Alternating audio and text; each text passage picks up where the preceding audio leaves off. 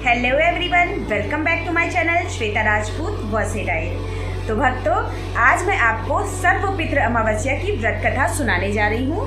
तो कृपया करके ये कथा ध्यानपूर्वक सुनिएगा और हमें ज़रूर बताइएगा कि आपको ये कथा कैसी लगी। तो कथा बिना विलंब किए स्टार्ट करते हैं। भक्तों, श्राद्ध पक्ष में सर्वपितृ अमावस्या का बहुत ही महत्व है। ये पितरों को विदा करने की अंतिम तिथि है।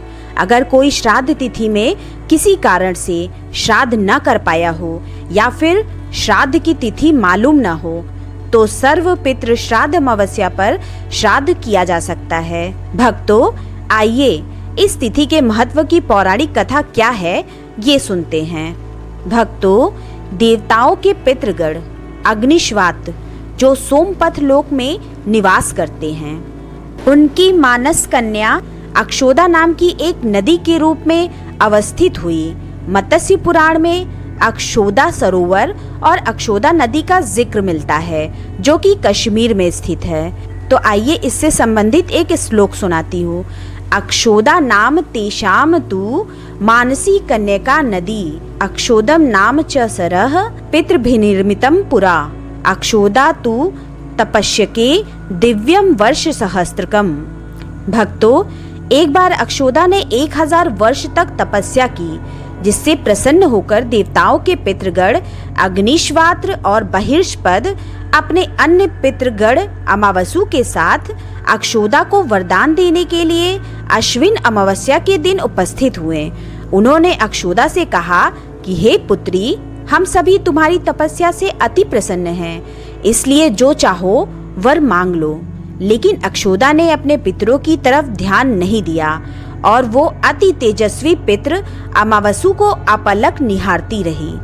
पितरों के बार बार कहने पर उसने कहा, हे भगवान, क्या आप मुझे सचमुच वरदान देना चाहते हैं? इस पर तेजस्वी पितृ अमावसु ने कहा, हे अक्षोदा, वरदान पर तुम्हारा अधिकार सिद्ध है, इसलिए निसंकोच कहो।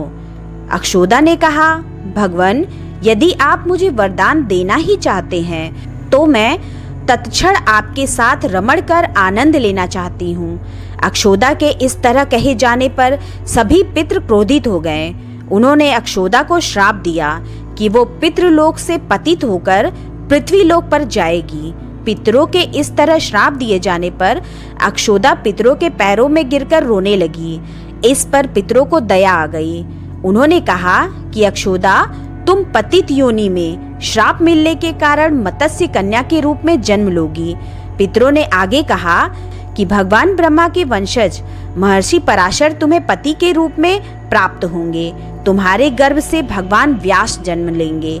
उसके उपरांत भी अन्य दिव्य वंशों में जन्म लेते हुए तुम श्राप मुक्त होकर पुनः पितृलोक में वापस आ जाओगी। पितरों के इस तरह कहे जाने पर अक्षोदा शांत हुई। अमावसु के ब्रह्मचर्य और धैर्य की सभी पितरों ने सराहना की एवं वरदान दिया कि ये अमावस्या की तिथि अमावसु के नाम से जानी जाएगी। जो प्राणी किसी भी दिन श्राद्ध न कर पाए वो केवल अमावस्या के दिन श्राद्ध तर्पण करके सभी बीते 14 दिनों का पुण्य प्राप्त करते हुए अपने पितरों को तृप्त कर सकते हैं। तभी से प्रत्येक माह की अमावस्या तिथि को सर्वाधिक महत्व दिया जाता है और ये तिथि सर्वपितृ श्राद्ध के रूप में भी मनाई जाती है। उसी पाप के प्रायश्चित हेतु कालांतर में यही अक्षोदा महर्षि पराशर की पत्नी एवं वेदव्यास की माता सत्यवती बनी थी। तत्पश्चात समुद्र के अंशभूत शांतनु की पत्नी हुई और 2 पुत्र चित्रांगद तथा विचित्र वीर्य को जन्म दिया था। इन्हीं के नाम से कलयुग में अष्टका श्राद्ध मनाया जाता है। तो भक्तों, ये थी सर्वपितृ अमावस्या की पौराणिक कथा।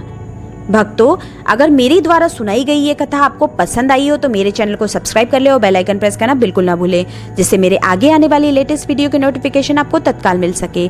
मेरे वीडियो को लाइक एंड कमेंट्स भी करिए। मेरे वीडियो को अपने फेसबुक, व्हाट्सएप, इंस्टाग्राम पर शेयर करना बिल्कुल ना भूलें। तो मैं अपना वीडियो यहीं समाप्त करती हूँ। मिलते हैं नेक्स्ट वीडियो में। जय श्री हरि।